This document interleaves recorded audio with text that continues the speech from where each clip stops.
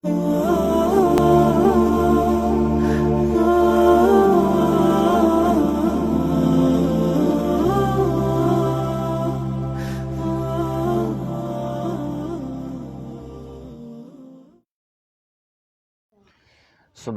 لا علم لنا الا ما علمتنا انك انت العليم الحكيم. په ویډیو نمبر 4 کې د اودس مکمل طریقه او د اودس مستحبات بیان شو.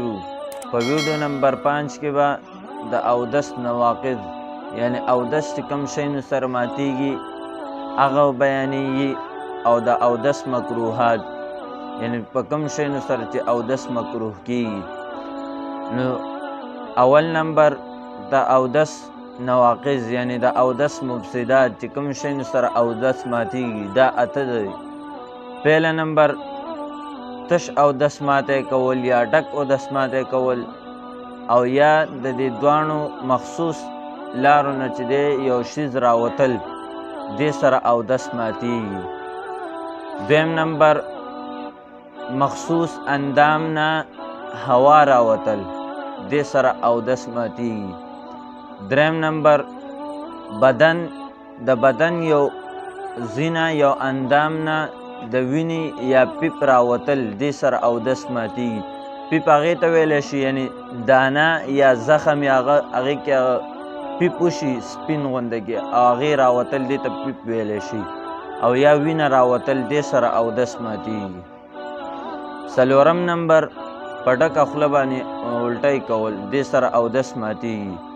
پنځم نمبر ډډه وال یا ټیک لګول یعنی داسې ټیک لګول څه ته یا ډډه وال او اوده کېدل دې سره اودس ماتیږي.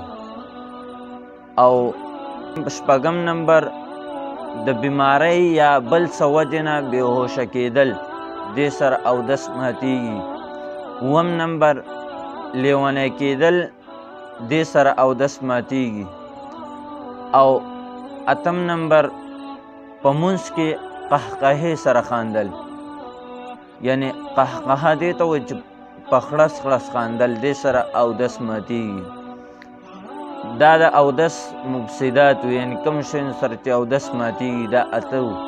اوس د اودس مکروهات دا څلور دي.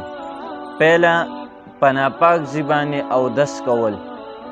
دویم نمبر په ښي لاس باندې پوزه صفا کول یعنی یو ګس لاس دی یو ښي لاس دی په ښي لاس باندې په اودس کې پوزه صفا کول دا مکروه دي. دریم نمبر اودس کې دنیاوي خبرې کول یعنی دنیاوي خبرې کول عام طور باندې چې خلک څنګه کوي دغه رنګ خبرې کول په اودس کې دا مکروه دي. څلورم نمبر د سنت خلاف اودس کول د سنت خلاف اودس چې کوم سنت دي د هغې خلاف اودس کول دا مکروه دي. نو څلور مکروهات شو د اودس او اته مفسدات شو یعنی په کوم شی سره چې اودس ماتیږي دا اته شو او کوم شی سره چې اودس مکروه کیږي دا څلور شو.